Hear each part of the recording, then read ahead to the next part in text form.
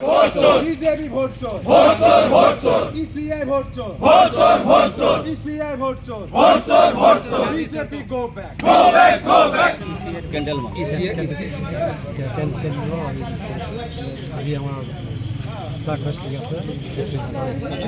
জিলা কংগ্ৰেছ কমিটিৰ উদ্যোগত তেনেস্থলত যুৱ কংগ্ৰেছ সকলোৱে মিলি আমি আজি ইচিআই যি ভোট চুৰি আৰম্ভ কৰিছে সেয়া আমাৰ কংগ্ৰেছ নেতা ৰাহুল গান্ধী ডাঙৰীয়াই ইতিমধ্যে যোৱা 7 তাৰিখত প্ৰমাণ সহকাৰে সব দেখুৱাই দিছে যে ইচিআই কেনেকৈ ভোট চুৰি কৰি আছে।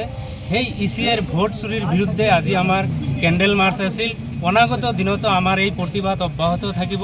যেতিয়ালৈকে ইচিআইয়ে ভোট চুৰি বন্ধ নকৰে আমাৰ প্ৰতিবাদ তেতিয়ালৈকে চলি থাকিব। দেশৰ সংবিধান বচাবলৈ হ'লে ইচিআইৰ জৰিয়তে বিজেপিয়ে যি ভোট চুৰি আৰম্ভ কৰিছে সেই ভোট চুৰি বন্ধ কৰিবই লাগিব। আমাৰ নেতা ৰাহুল গান্ধী ডাঙৰীয়াই তেখেতে দিব লাগে, কিন্তু ইচিআই এতিয়ালৈকে দিয়া নাই।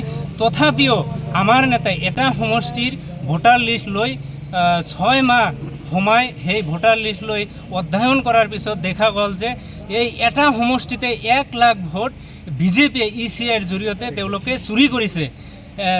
যোৱা যি 2024 চনৰ নিৰ্বাচন হ'ল, আমাৰ সন্দেহ হয় বিজেপিয়ে যদি এই ইচিআইৰ জৰিয়তে যদি ভোট চুৰি নকৰিলেহেঁতেন তেনেহ'লে নৰেন্দ্ৰ মোদী ডাঙৰীয়া তৃতীয়বাৰৰ কাৰণে দেশৰ প্ৰধানমন্ত্ৰী হ'ব নোৱাৰিলেহেঁতেন। তেওঁলোকে ভোট চুৰিৰ জৰিয়তে দেশৰ শাসনভাৰ তেওঁলোকে লৈছে। আমি তেওঁলোকক ধিক্কাৰ জনাইছোঁ, আপোনালোকে ভোট চুৰি বন্ধ কৰক আৰু এই ভোট চুৰি কৰি গাদীত অধিষ্ঠিত হোৱা নেতাসকলক আমি এই গাদীৰ পৰা গাদীচ্যুত কৰিমেই। কাৰণ তেওঁলোকে ৰাইজৰ ভোটেৰে তেওঁলোক চৰকাৰ গঠন কৰা নাই, তেওঁলোকে ইচিআইৰ লগত গোপন বুজাবুজি কৰি ভোট চুৰিৰ জৰিয়তে দেশৰ গাদী তেওঁলোকে এতিয়া গাদীত বহিছে। ইলেকশন কমিশন অফ ইন্ডিয়াৰ বিৰুদ্ধে কিয়নো আজি আমি একটা আচৰিত বস্তু দেখিছোঁ যে আমাৰ 7জন মানুহ অলৰেডি মৃত্যু বুলি ঘোষণা কৰিছে। সেই মানুহজনক আজি আমাৰ ৰাহুল গান্ধী ডাঙৰীয়াৰ লগত আজি চাহ খুৱাইছে, আজি চামেল পাতিছে। কিন্তু তাত দেখা গৈছে যে সেই মানুহবিলাক আগত যিটো ৰেকৰ্ডত দেখাইছে মৃত্যু বুলি, কিন্তু সেই মৃত্যু মানুহৰ লগত আজি আমাৰ ৰাহুল গান্ধী ডাঙৰীয়াই চাহ খাই আছে।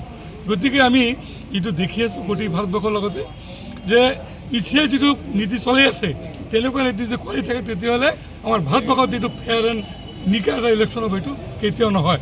গতিকে আমি কংগ্ৰেছৰ তৰফৰ এটা ধিক্কাৰ দিছোঁ যাতে আমাৰ এই ইলেকশ্যন কমিশ্যনে যিটো কৰি আছে মানে ভোট চুৰ কৰি আছে, গতিকে এইটো বন্ধ কৰিব লাগে।